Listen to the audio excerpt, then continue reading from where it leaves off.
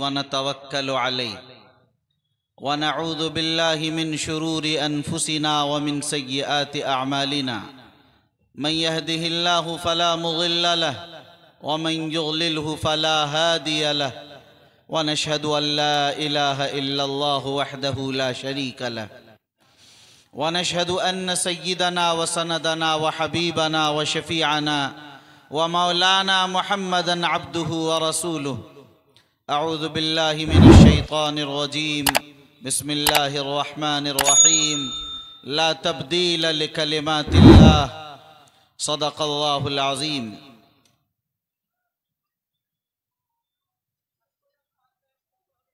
Stage पर रौनक अफरोज़ नहायत ही मुअज़्ज़ज़ मुवक़्क़र और मोहतरम उलमाए किराम, दानिशवरान इज़ाम, बुज़ुर्गों और दीनी भाइयों,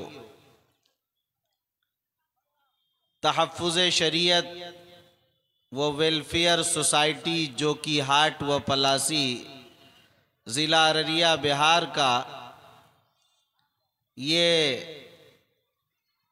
बाज़ाब्ता दूसरा अज़ीमुश्शान इजलास इस तारीख़ी मैदान और इस तारीख़ी सरज़मीन पर मुनाक़िद हो रहा है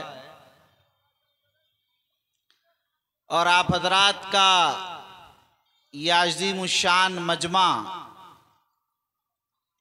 तहफ़्फ़ुज़ शरीयत तंजीम से आप हज़रात की महब्बत, अक़ीदत, वारफ़्तगी और आप हज़रात का एक रब्त और ताल्लुक़ और दीन की खिदमत अंजाम देने वालों के साथ आपका जज्बा, वलवला और हौसला ये महसूस हो रहा है। दुआ है कि अल्लाह ताला आप हज़रात की इस आमद को कबूल फ़रमाए और अल्लाह ताला इस तंजीम को बामे उरूज और तरक्कियात से सरफराज फरमाए। मुझे कोई लंबी चौड़ी बात नहीं कहनी है। अज़ान हो गई है असर की और नमाज हम लोगों को पढ़नी है। इसके बीच में या तो 15 मिनट का वक्फा होता है या ज़्यादा से ज़्यादा 30 मिनट का। तो आप समझ गए होंगे कि मुझे कितनी देर बोलना है।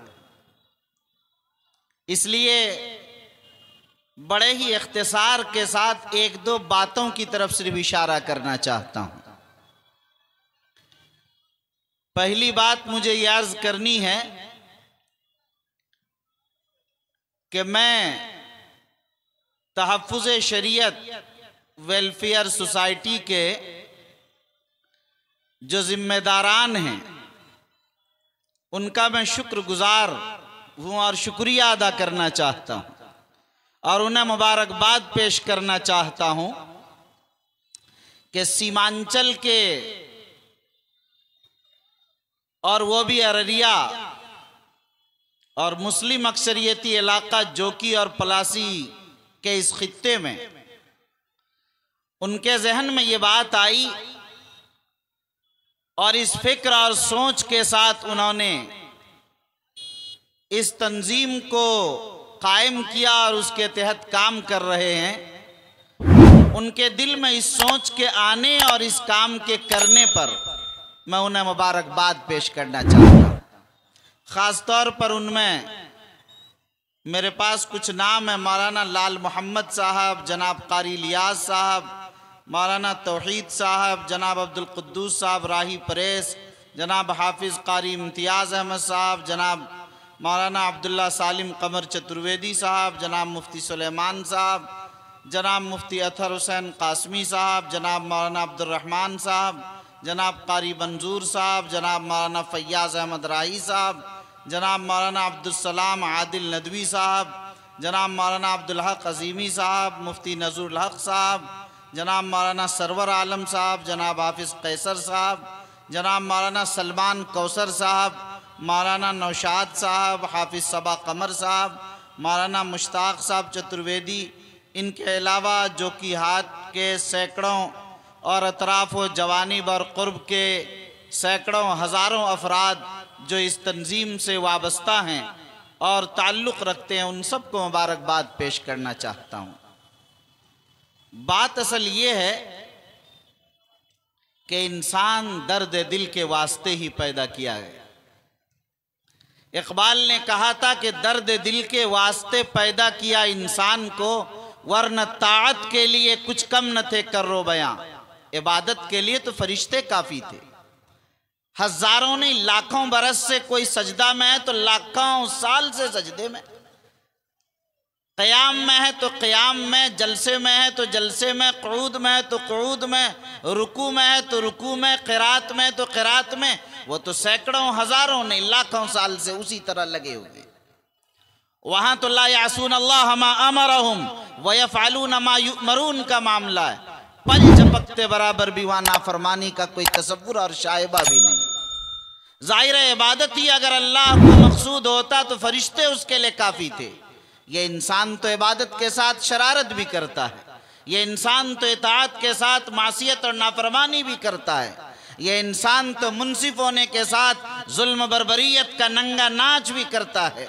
इस इंसान के यहाँ जहाँ सच्चाई है वहाँ उनके यहाँ झूठ इफ्तिरा पर्दाजी भी है। ये इंसान इज्जत व अजमत देना चाहता है, तुम्हें जिल्लत और रुसवाई और नकबत के गढ़ों में डाल देना भी चाहता है। यहाँ मोहब्बत है तो दुश्मनी भी है। सांपों के मुकद्दर में वो जहर कहाँ होगा, इंसान अदावत में जो जहर उगलता है। यहाँ मोहब्बतें भी इतनी हैं और दुश्मनियाँ भी उसी तरह हैं। इंसान का उतार चढ़ाव, इंसान का नशेब व फराज, इंसान की तरक्की और तनज़ुली, मिजाज की रंगा रंगी, उनकी फितरत की बुकलमुनियाँ ऐसी अजीब व गरीब हैं कि दूसरी किसी मखलूक में ये चीज़ नहीं मिलती है। जब इंसान को पैदा किया तो खलीफतुल अर्ज़ बनाया, खलीफतुल्लाह बनाया।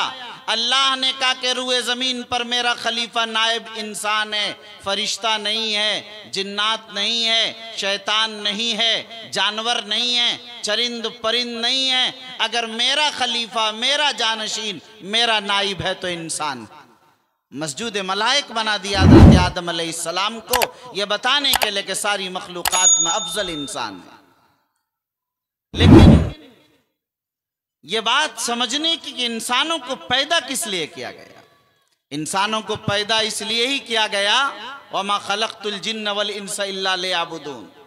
इंसानों को पैदा ही इसीलिए किया गया ताकि इंसान एक फर्द से दूसरा फर्द हव्वा पैदा हो, और फिर हव्वा के जरिए मिन ज़करिन व उन्सा व जअलनाकुम शुऊबन व क़बाइल, खानदान और अफराद पैदा हो जाएं, जिला बन जाए, स्टेट बन जाए, मुल्क बन जाए, फिर बर्रे आज़म बन जाएं, बर्रे सगीर बन जाएं, अमेरिका कनाडा बन जाए, फिर दुनिया बन जाए, आलम का तसव्वुर हो जाया करता है।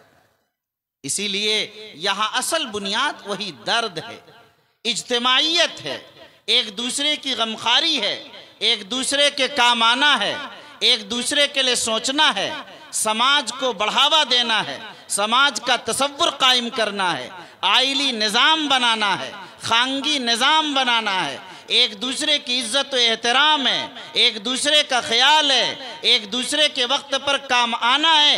यही इंसान का, यही इंसानों का निज़ाम। जानवर तो सिर्फ घास खा लेते हैं, इंसान तो एक सालन खाता है तो 25 मसाला डालता है, और एक सालन नहीं 4 से 5 सालन खाता है तो 100 खाना तो एक बार में खाता है वो। यहाँ इज्तिमाइयत का निज़ाम, इज्तिमाइयत का कई चीज़ें जोड़कर, वो कुर्ता भी पहनता, पाजामा भी, वो टोपी भी पहनता और पगड़ी भी, वो शेरवानी भी पहनता और सदरी भी, न मालूम उनके यहाँ इज्तिमाइयत का निज़ाम है। हर चीज़ में इनफरादियत कुछ नहीं। अगर आदमी चाहे कि चावल हम खुद तैयार करके खा लें, वो नहीं खा सकता है। हल कौन जोतेगा, वो बीज कौन डालेगा, पैदावार कहाँ से आएगी, वो मिलों में कैसे जाएगा, वो चावल बनकर कैसे आएगा, उसे कौन पकाएगा, कौन खिलाएगा, सैकड़ों हाथों से गुजरकर कोई चीज़ वजूद में आया करती। ये इज्तिमाइयत का निज़ाम। आज हम जो इज्तिमाइयत के निज़ाम में हैं, यूरोप के और अमेरिका के, और इस फैशन के दौर में, इस दौर तरक्की में, इस दौर मईशत में और इस दौर माश में, और ऐसी तहजीब और सकाफ़त के ऐसी रंगारंगी में हमें ये तसव्वुर होने लगा कि हम फिर उसी तरह मुतासिर होकर इनफरादियत की तरफ जा रहे हैं। आप देख रहे हैं कि सड़क पर एक्सीडेंट पड़ा, हाथ पैर कटे, सर फूटा, लेकिन कोई रुकने के लिए तैयार नहीं, किसी के पास वक्त नहीं, दूसरे के लिए कोई फिक्र नहीं उनके पास। समाज में एक जगह तो मुर्गा और कौरमा और बिरयानी चल रही है, दूसरा आदमी भूखा सो रहा है। एक आदमी का इलाज तो अपोलो और एम्स और मेदांता में हो रहा है, और दूसरे शख्स को पड़ोस के किसी MBBS डॉक्टर का इलाज भी उसको नहीं मयसर आ रहा है। ये जो इफरात और तफरीत है, ये जो गुर्बत और मालदारी की शरह है, ये जो एक दूसरे को न पूछने का मिजाज है, ये मिजाज बढ़ता चला जा रहा है। आपको पैदा सिर्फ इसलिए किया गया है कि आप दर्द दिल रखें अपनी कौम और मिल्लत के लिए, इसलिए कि ये खल्क है, अयाल है अल्लाह की, अल खल्क अयालुल्लाह।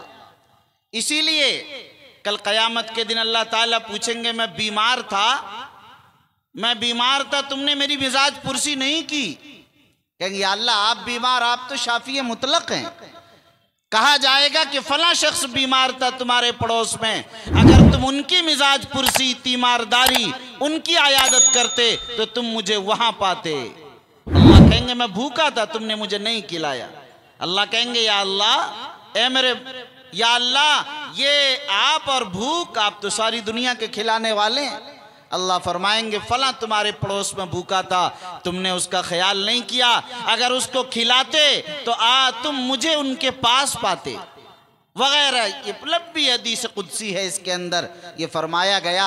मालूम हुआ कि ये जो मखलूक की खिदमत है, ये बड़ा निज़ाम, बड़ी अहम चीज़ है। इंसान पैदा ही इसी के लिए क्या खुसूसियत से।